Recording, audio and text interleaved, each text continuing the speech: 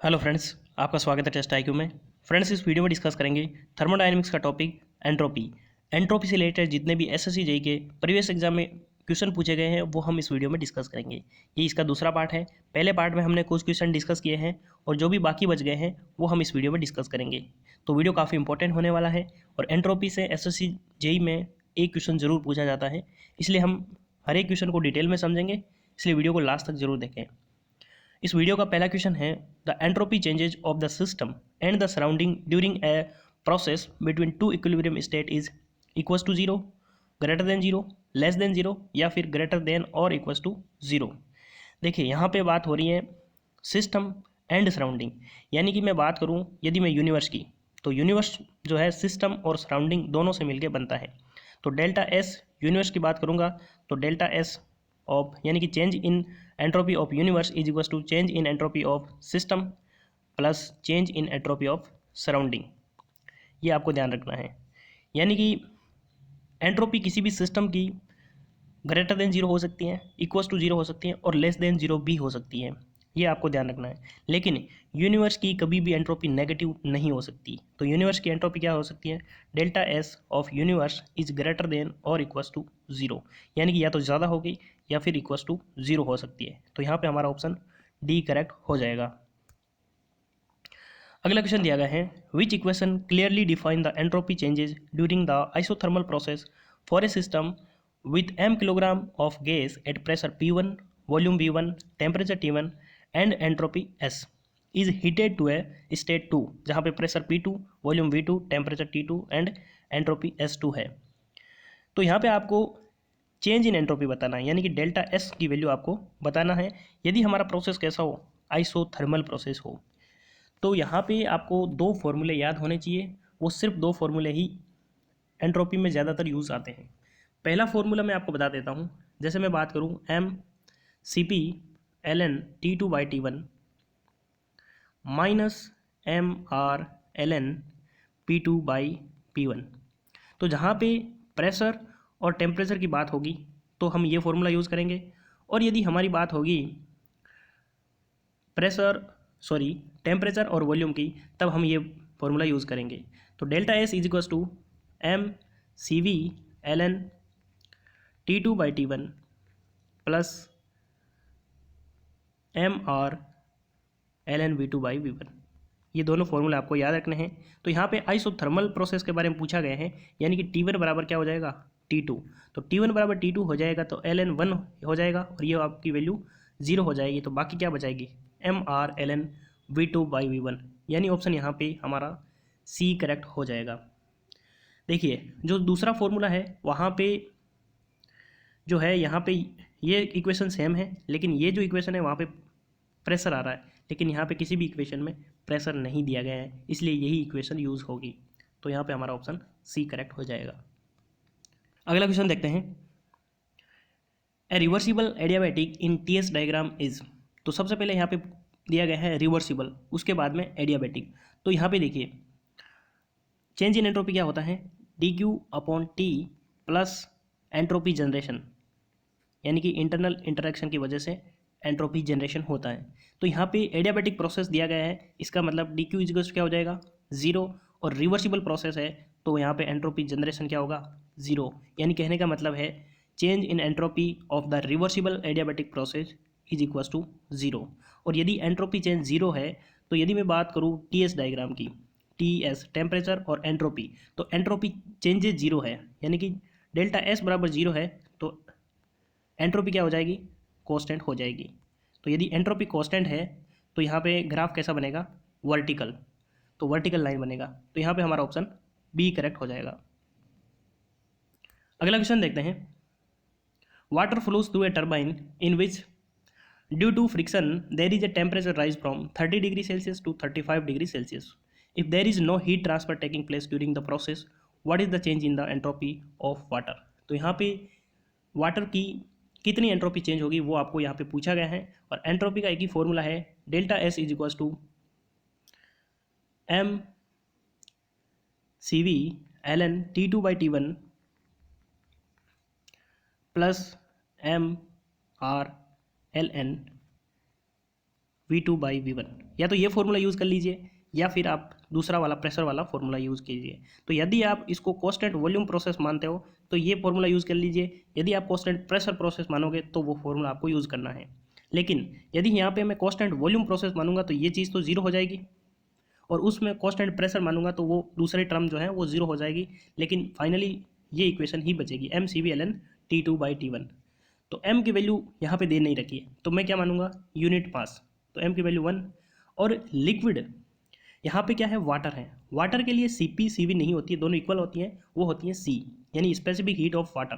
इसकी वैल्यू आपको याद रखनी है, एग्जाम में क्वेश्चन में नहीं दिया जाता क्योंकि स्टैंडर्ड वैल्यू होती है, और वैल्यू कितनी होती है 4.18। तो ये वैल्यू आपको याद रखनी है।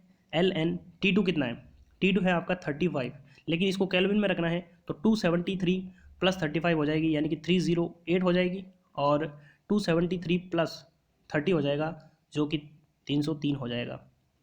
इसको आप यदि सोल्व करोगे तो वैल्यू आ जाएगी आपके 0.068 kilo joule per kilogram kelvin, kilo joule per kilogram kelvin.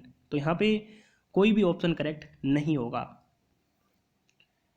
लेकिन आपको यहाँ पे कंसेप्ट समझ में आना चाहिए कि सॉल्यूशन किसी भी क्वेश्चन का कैसे होगा। अगला क्वेश्चन देखते हैं। In a surrounding the amount of irreversibility of a undergone by the system is determined by. तो यहाँ पे आपको पूछा गया है इरिवर्सिबिलिटी। इरिवर्सिबिलिटी क्या होती है, losses of available energy. Irreversibility को हम आई से रिप्रेजेंट करते हैं, और लॉस इन अवेलेबल एनर्जी का फॉर्मूला होता है T0 डेल्टा एस। तो यहाँ पे क्या पूछा गया है कि अमाउंट ऑफ इरिवर्सिबिलिटी किससे देख सकते हैं, यानी कि यदि एंट्रोपी इंक्रीज हो रही है तो इरिवर्सिबिलिटी इंक्रीज होगी, डिक्रीज हो रही है तो इरिवर्सिबिलिटी डिक्रीज हो जाएगी।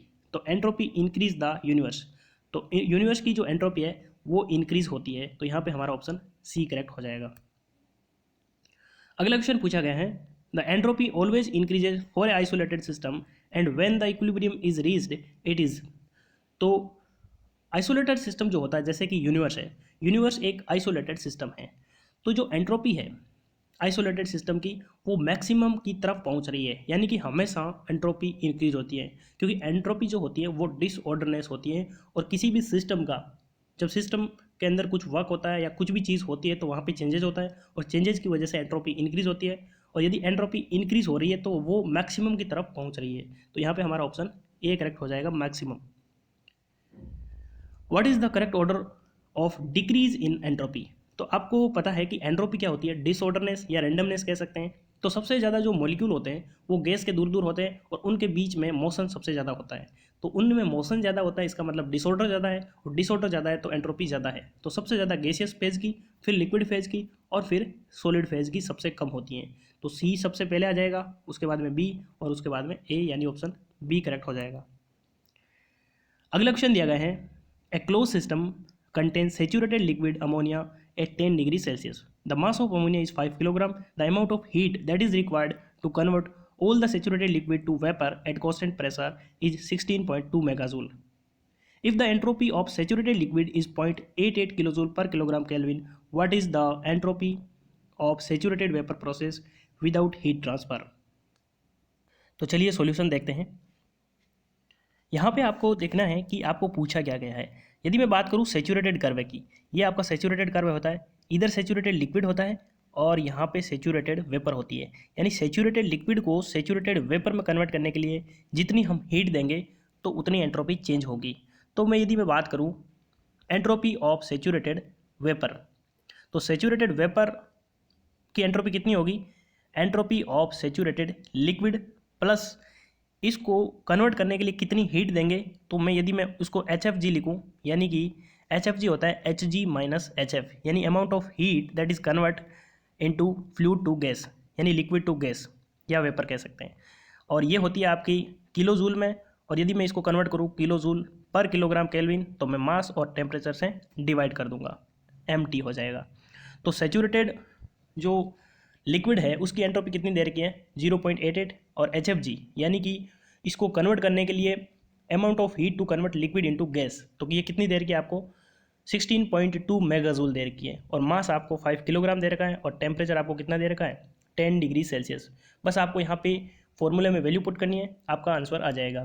तो ये आपके सेचुरेटेड वेपर के लिए 0.88 इंटू 16.2 मेगाजूल है। इसको मैं किलोजूल में कन्वर्ट करूँगा तो 10⁻³ से मल्टीप्लाई कर दूंगा। और मास आपको दे रखा है 5 kilogram into temperature 10 degree Celsius है, यानी कि 273 + 10 283। इसको आप यदि सोल्व करोगे तो ये वैल्यू आएगी आपके 12.32 kilo joule per kilogram kelvin. तो यहाँ पे हमारा ऑप्शन सी करेक्ट हो जाएगा। बहुत ही सिंपल क्वेश्चन है, बस आपको यूनिट मैच करनी है यहाँ पे। 1 kilogram of air R is equals to 287 joule per kilogram kelvin. देखिए ये जो एयर होती है ये स्टैंडर्ड फ्लूइड है, तो इसकी आर की वैल्यू आपको याद होनी चाहिए। यदि मैं किलो जूल में बात करूँगा तो 0.287 kilo joule per kilogram kelvin goes through an irreversible process between two equilibrium state. तो यहाँ पे स्टेट 1 की जो कंडीशन है वो 30 डिग्री सेल्सियस और वॉल्यूम दे रखा है 1.2 मीटर क्यूब, और स्टेट 2 है वहाँ पे टेम्परेचर सेम ही है, इसका मतलब आइसोथर्मल प्रोसेस है और वॉल्यूम जो है वो कम हो गया, कितना 0.8 metre cube. What is the change in entropy in joule per kilogram kelvin. तो अभी हमने डिस्कस किया था फॉर्मूला डेल्टा एस बराबर mCv/T2/T1 प्लस mRln/V2/V1। तो यदि मैं बात करूँ टेम्परेचर सेम है, आइसोथर्मल प्रोसेस है, तो जो पहली टर्म है वो जीरो हो जाएगी। देखिए मैं आपको लिख के बता देता हूँ, mCv/T2/T1 ठीक है प्लस mRln/V2/V1। तो यदि मैं इसको टेम्परेचर सेम है तो यहाँ पे ये टर्म जो है ज़ीरो आ जाएगी और सिर्फ ये टर्म रहेगी। तो हम इसको सॉल्व करते हैं। तो यहाँ पे देखिए डेल्टा एस बराबर, यदि मास नहीं दे रखा आपको, क्योंकि kilo joule per kilogram kelvin में दे रखी, इसका मतलब मास कितना है, यूनिट मास है, तो मैं इसको डायरेक्ट लिख रहा हूँ डेल्टा एस बराबर RlnV2/V1। तो आर की वैल्यू आपको दे रखी है कितनी 287 जूल इंटू ln V2 कितना दे रखा है 0.8 डिवाइडेड बाई 1.2। तो इसको आप यदि सोल्व करोगे तो V2 जो है आपका कम है और V1 ज़्यादा है, इसका मतलब लॉग जो है वो नेगेटिव में आएगा। तो वैल्यू आ जाएगी आपके -116.36 जूल पर किलोग्राम केल्विन। तो यहाँ पे हमारा ऑप्शन ए करेक्ट हो जाएगा। नेक्स्ट क्वेश्चन देखते हैं, which of the following statement is false about entropy. तो यहाँ पे आपको बताना है कि कौन सा स्टेटमेंट गलत है। Entropy changes of the system is the degree of increase और डिक्रीज ऑफ द रैंडमनेस। तो यदि एंट्रोपी कम हो रही है तो रैंडमनेस कम हो रही है, एंट्रोपी इंक्रीज हो रही है तो रैंडमनेस बढ़ रही है। तो ये बिल्कुल सही है। Entropy of the solid state is the list. तो यदि मैं बात करूँ 3 फेज की, सॉलिड लिक्विड गैसेज, तो सबसे एंट्रोपी कम किसकी होती है, सॉलिड की है, तो ये भी सही है। Entropy of universe is decreasing, तो बिल्कुल ये गलत है, क्योंकि एंट्रोपी यूनिवर्स की हमेशा इंक्रीज होती है। Entropy of substance which a high degree of randomness is higher, यानी कि यदि रेंडमनेस ज़्यादा है तो उसकी एंट्रोपी भी ज़्यादा होगी। तो ये स्टेटमेंट भी सही है, तो यहाँ पे सी गलत हो जाएगा। Which equation best represent the entropy of system with 2 parts with entropy X and Y respectively. यदि मैं बात करूँ एक्स सिस्टम है, ठीक है, दूसरा वाई सिस्टम है, यदि मैं इन दोनों को मिक्स कर दूँ यानी कि एक्स प्लस वाई, तो यदि मैं मास की बात करूं तो मास तो सेम ही होगा, यानी कि m1 हो जाएगा m2 हो जाएगा, और ये यदि m है तो m बराबर m1 प्लस m2। लेकिन यदि मैं बात करूं एंट्रोपी की, एंट्रोपी क्या होती है, डिसऑर्डरनेस होती है। मान लो x के अंदर एक गैस है, y के अंदर एक गैस है, यदि इन दोनों को मिक्सअप करेंगे तो एंट्रोपी बढ़ेगी, क्योंकि डिसऑर्डरनेस बढ़ेगा, रैंडमनेस बढ़ेगी, मॉलिक्यूल आपस में मिक्स होंगे तो एंट्रोपी बढ़ जाएगी। तो कहने का मतलब है कि वो जो सिस्टम होगा उसकी एंट्रोपी ज़्यादा होगी दोनों को मिक्स करेंगे तो, यानी कि इसकी एंट्रोपी और इसकी एंट्रोपी को जोड़ेंगे, लेकिन ये सिस्टम दोनों कंबाइंड की एंट्रोपी ज़्यादा होगी। इसका मतलब यहाँ पे ऑप्शन डी करेक्ट हो जाएगा। अगला क्वेश्चन दिया गया है, the degree of disorder when 2 gases are mixed is. तो अभी हमने डिस्कस किया था कि यदि 2 गैसेज को मिक्सअप करेंगे तो वहाँ पे एंट्रोपी बढ़ जाएगी, तो सिस्टम की क्या हो जाएगी, एंट्रोपी इंक्रीज हो जाएगी, higher than that of individual gases. यानी एक गैस जो है ए है, दूसरी बी है, तो इसकी मान लो एंट्रोपी मैं S1 मान लेता हूँ, इसकी एंट्रोपी S2 मान लेता हूँ। यदि इन दोनों को मैं कंबाइन करके एक सिस्टम बनाता हूँ A प्लस बी, तो इसकी यदि एंट्रोपी S है तो S is greater than S1 plus S2। ये चीज़ आपको ध्यान रखनी चाहिए। अगला क्वेश्चन देखते हैं, what happen to entropy when a close system undergoes an irreversible process. यदि कोई भी प्रोसेस जो इरिवर्सिबल है तो एंट्रोपी क्या इंक्रीज होगी या डिक्रीज होगी या फिर कांस्टेंट रहेगी। देखिए एंट्रोपी का फॉर्मूला मैं कई बार बता चुका हूँ, डेल्टा एस बराबर D Q upon T plus S generation, यानी कि इंटरनल इंटरेक्शन होगा। तो यदि इंटरनल इंटरेक्शन तो इरिवर्सिबल प्रोसेस के लिए इंक्रीज होगा, यानी ये वैल्यू पॉजिटिव होगी। अब डिपेंड करता है डी क्यू अपॉन टी पे। यदि हमारा D Q upon T increase हो रहा है तो एंट्रोपी इंक्रीज होगी, क्योंकि दोनों पॉजिटिव है तो इंक्रीज होगी। यदि डी क्यू डिक्रीज हो रहा है तो ये होगी वैल्यू माइनस में और ये आपकी एंट्रोपी जनरेशन पॉजिटिव है। लेकिन यदि ये वैल्यू कम होगी तो पॉजिटिव हो जाएगी, ये वैल्यू ज़्यादा होगी तो फाइनली नेगेटिव आ जाएगा। इसका मतलब जो सिस्टम है आपका उसकी एंट्रोपी डिक्रीज भी हो सकती है, इंक्रीज हो सकती है और कांस्टेंट भी रह सकती है। क्योंकि यदि एंट्रोपी जनरेशन से जितनी एंट्रोपी इंक्रीज होगी, यदि मैं उतना ही हीट रिमूव कर दूं जिसकी वजह से एंट्रोपी डिक्रीज होगी तो टोटल अमाउंट कितना आ जाएगा, 0 आ जाएगा। इसका मतलब कांस्टेंट भी रह सकती है। तो यहाँ पे ऑप्शन हमारा डी करेक्ट हो जाएगा, कैन इंक्रीज, डिक्रीज और रिमेन्स कांस्टेंट। नेक्स्ट क्वेश्चन दिया गया है, when a system undergoes a process such that D Q upon T is equal to 0 and delta S is greater than 0 the process is. तो delta S बराबर क्या होता है, D Q upon T plus entropy generation. तो यदि हमारा D Q upon T 0 है फिर भी एंट्रोपी जो है वो ग्रेटर देन 0, इसका मतलब किसकी वजह से, एंट्रोपी जनरेशन में। और एंट्रोपी जनरेशन जो है वो सिर्फ इरिवर्सिबल प्रोसेस के लिए होता है। रिवर्सिबल प्रोसेस के लिए एंट्रोपी जनरेशन 0 होता है, तो प्रोसेस कौन सा हो जाएगा, इरिवर्सिबल प्रोसेस। तो यहाँ पे हमारा ऑप्शन ए करेक्ट हो जाएगा। अगला क्वेश्चन देखते हैं, change in entropy during constant pressure process is given by the relation. तो अभी हमने डिस्कस किया था कि फॉर्मूला, आपको दो फॉर्मूले याद रखने हैं। डेल्टा एस बराबर क्या होता है, M C P L N T two by T one minus M R L N P two by P one. तो यदि हमारा कांस्टेंट प्रेशर प्रोसेस है तो पी वन बराबर पी टू हो जाएगी, तो ये टर्म आपकी 0 हो जाएगी। तो बाकी क्या टर्म रह जाएगी, M C P L N T two by T one. तो ये कौन से ऑप्शन में करेक्ट दिया गया है, M C P L N T two by T one, यानी ऑप्शन यहाँ पे बी करेक्ट हो जाएगा। अगला क्वेश्चन देखते हैं, there is an entropy changes of 0.08 kilojoule per kelvin for a flowing water through a turbine in which due to friction there is a temperature rise from T degree Celsius to 40 degree Celsius.